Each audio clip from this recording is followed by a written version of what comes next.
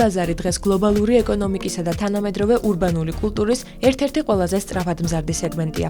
საერთაშორისო კვლევების მიხედვით, ყოველდღიურად მსოფლიოში 2 მილიარდზე მეტ ფინჯან ყავას მოიხმარენ, ხოლო ინდუსტრიის მოცულობა ასობით მილიარდ დოლარს აჭარბებს. მოთხოვნის ზრდასთან ერთად იცვლება ტენდენციებიც, რის შედეგადაც მომხმარებლისთვის პრიორიტეტი მარცვლეულის ხარისხი და გემოვნური მახასიათებლები ხდება. ხარისხობრივი მაჩვენებელი უფრო აქტუალურია ახალი თაობისთვის და უფრო სხვა კულტურაა მომხმარების, იგივე კოფი-შოპების იქნება თუ უფრო სხვა ტიპის, ესე რომ ვთქვათ, ყავები, შესაბამისად ერთმნიშვნელოვნად ცნობიერებაც იზრდება. გემოვნურ თვისებებში, რა თქმა უნდა, არის დინამიკა, პირობითად საქართველოში, როცა გვიყვარს უფრო მუქი მომწარო ყავის ტიპი, შეიძლება მაგალითად ავსტრია რო ავიღოთ, ავსტრიაში ვენური მოხალვა, ღია მოხალვა უფრო მოთხოვნადი არის და უფრო მიღებული, ვიდრე მუქი მოხალვა.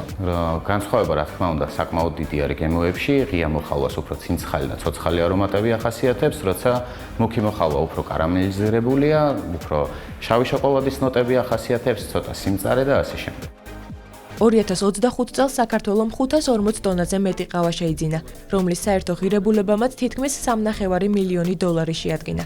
მთავარი იმპორტიორებს შორის არის ინდონეზია და ვიეტნამი, რომლებიც ბაზარს ძირითადად მასობრივი, დაბალფასიანი სეგმენტის მარცვლეულით ამარაგებენ.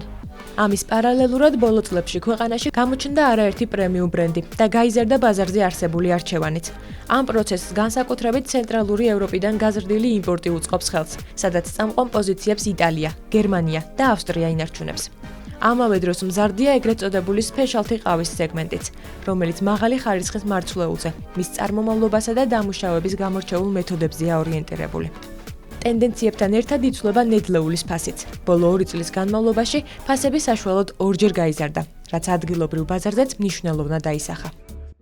დღესდღეობით საქართველოს ბაზარზე არსებული ყავების ხარისხი და ფასი თანხლებაში ვერ მოდის სამწუხაროდ. ჩემთვის საცურაო კაფსულების ყიდვა არის შეზღუდული რაოდენობით. გემოებში არ აქვს ფართო არჩევანი და ხელმისაწვდომი ესე ნებისმიერ სუპერმარკეტებში არ არის და ეგ ძალიან ცუდი არის მომხმარებლისთვის. გამოწვევა, რაც ყავის ინდუსტრია შეიძლება კონდეს, ისევ და ისევ არის მომხმარებლის შემოსავალი და ადამიანების მყიდველუნარიანობა. ანუ ის ხარისხიანი მარცვლით ჩანაცვლება დღევანდელი არახარისხიანის პირდაპირ დაკავშირებულია ეკონომიკურ ფაქტორებთან. პოზიტიური სიგნალებია მოსავალთან დაკავშირებით, ამიტომ წელს ვაკვირდებით, რომ ფასების ზრდა უკვე შეჩერდა და უკვე გვაქვს გაიაფებაც კიდევაც. შესაბამისად, იმედს ვიტოვებთ, რომ ამას უკვე მსხვილი მოთამაშეებიც ასახავენ.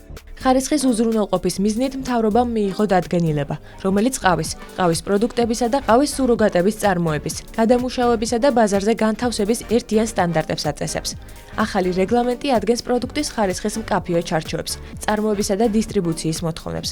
დოკუმენტი განსაზღვრავს მარცვლეულის ხარისხის მაჩვენებლებს, მინარევებისა და დეფექტების ზღვრულ დონეებს, ასევე სავალდებულო ეტიკეტირებასა და წარმოშობის შესახებ ინფორმაციას. შედეგად მომხმარებლისთვის ეტიკეტი თვალსაჩინო და მარტივად აღქმადი გახდება. დარგის წარმომადგენლების შეფასებით, აღნიშნული რეგულაცია ყველაზე მწვავედ ხსნადი ყავის მიმართულებას შეეხება, რომელიც ხშირ შემთხვევაში გაჯერებულია სუროგატებით და მასში ხარისხიანი ყავის შემადგენლობა განსაკუთრებით მწირია. ახალი წესები ძალაში 2026 წლის 1 სექტემბრიდან შევა. გარდამავალი პერიოდი კი 2027 წლის სექტემბრამდე გაგრძელდება.